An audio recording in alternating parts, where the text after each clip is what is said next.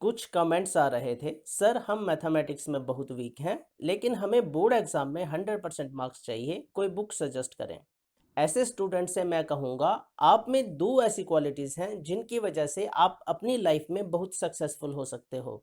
Number one, आपको आपकी weakness पता है, और नंबर टू, आपको आपके गोल्स पता है।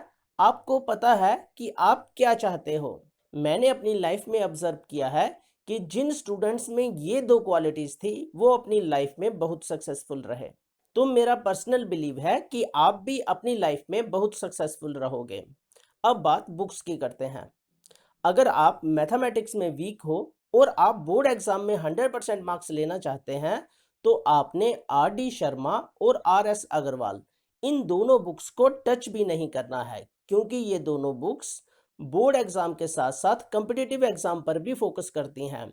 इसलिए ये दोनों बुक्स बहुत ज़्यादा इलेबोरेट हैं और बहुत ज़्यादा कम्प्रिहेंसिव हैं, और वीक स्टूडेंट को इन दोनों बुक्स से दूर रहना चाहिए, ऐसा मेरा पर्सनल ओपिनियन है। मैं आपको सजेस्ट करूंगा कि आप सबसे पहले एनसीईआरटी टेक्स्ट बुक को सॉल्व करें। एनसीईआरटी टेक्स्ट बुक मैंने आपको इसलिए सजेस्ट की क्योंकि स्कूल में या ट्यूशन में आपके टीचर आपको सबसे पहले एनसीईआरटी टेक्स्ट बुक सॉल्व करवाएंगे। एनसीईआरटी टेक्स्ट बुक के साथ आपने अरिहंत पब्लिकेशन की ऑल इन वन बुक को सॉल्व करना है। जब आप कोई टॉपिक एनसीईआरटी टेक्स्ट बुक से रीड करेंगे, तो उसके बाद आपने उस टॉपिक से related question Arihant all in one book से लगाने हैं। ये बुक इस तरह से लिखी गई है कि अगर आप सेल्फ स्टडी करोगे तो भी आपको कंसेप्ट समझ में आएगा, लेकिन अगर आप स्कूल के साथ साथ कॉम्बिनेशन में इस बुक को यूज़ करोगे तो आपको बेनिफिट ज़्यादा होगा। इस बुक में प्रैक्टिस के लिए इतने क्वेश्चंस दिए गए हैं कि बोर्ड एग्जाम के हिसाब से जो काफ़ी हैं।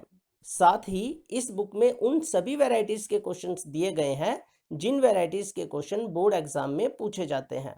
अगर आप अरिहंत पब्लिकेशन की ऑल इन वन बुक को यूज़ करोगे तो आपको एनसीईआरटी एग्जाम्पलर भी यूज़ नहीं करना पड़ेगा। मैं थोड़ा सा इलेबोरेट करके समझाता हूँ। एनसीईआरटी एग्जाम्पलर में मैक्सिमम क्वेश्चन मीडियम से हाई डिफिकल्टी लेवल के होते हैं। जो इजी क्वेश्चन और मीडियम डिफिकल्टी क्वेश्चंस होते हैं ये बोर्ड एग्जामिनेशन के पॉइंट ऑफ व्यू से इंपॉर्टेंट होते हैं, और जो डिफिकल्ट क्वेश्चन होते हैं ये कम्पिटिटिव एग्जामिनेशन के पॉइंट ऑफ व्यू से इंपॉर्टेंट होते हैं। ऑल इन वन बुक में इन एग्जाम्पलर क्वेश्चन में से कुछ क्वेश्चंस को सिलेक्ट किया गया है जो बोर्ड एग्जाम के हिसाब से इंपॉर्टेंट है, और उन क्वेश्चंस को इस बुक में इंक्लूड किया गया है। इसलिए जब आप इस बुक को सॉल्व करोगे तो आपके कुछ सेलेक्टेड इंपॉर्टेंट एग्जाम्पलर क्वेश्चन भी सॉल्व हो जाएंगे। ऑल इन वन बुक को कंप्लीट करने के बाद आपने प्रीवियस ईयर पेपर्स में जो क्वेश्चंस आए हैं उन क्वेश्चन को सॉल्व करना है। बहुत से पब्लिशर्स प्रीवियस ईयर क्वेश्चंस के सॉल्यूशन भी प्रोवाइड करते हैं। ओसवाल पब्लिकेशन की previous year solve paper book का रिव्यू मैंने किया है और वो एक अच्छी बुक है। अगर आप चाहो तो उस बुक को भी परचेज कर सकते हो। इसके बाद आपने सैंपल पेपर ज़रूर लगाने हैं। सीबीएसई हर साल सैंपल पेपर रिलीज़ करती है। जो सैंपल पेपर सीबीएसई रिलीज़ करती है, फाइनल बोर्ड एग्ज़ाम इसी सैंपल पेपर के अकॉर्डिंग आता है।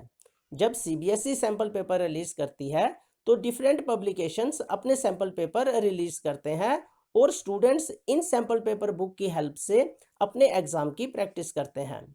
आपने भी इन सैंपल पेपर बुक्स को ज़रूर सॉल्व करना है। आपने कम से कम 5 to 6 sample papers exam like condition में लगाने हैं। ये सैंपल पेपर आपने किस तरह से लगाने हैं इसके लिए मैं एक सेपरेट वीडियो बनाऊंगा। लेकिन अगर आपने एनसीईआरटी टेक्स्ट बुक को सॉल्व किया, इसके साथ साथ ऑल इन वन बुक को भी सॉल्व किया, और इसके साथ अगर आपने प्रीवियस ईयर पेपर्स को भी सॉल्व किया और सैंपल पेपर लगाए एग्जाम लाइक कंडीशन में, तो दुनिया की कोई भी ताकत आपको 100% मार्क्स लेने से नहीं रोक सकती। मुझे लगता है आपकी सारी कन्फ्यूज़न दूर हो गई होगी, लेकिन अगर अभी भी आपके माइंड में कोई डाउट है तो आप मुझे कमेंट में पूछ सकते हो। मैं आपका डाउट दूर करने की पूरी कोशिश करूँगा। Thank you.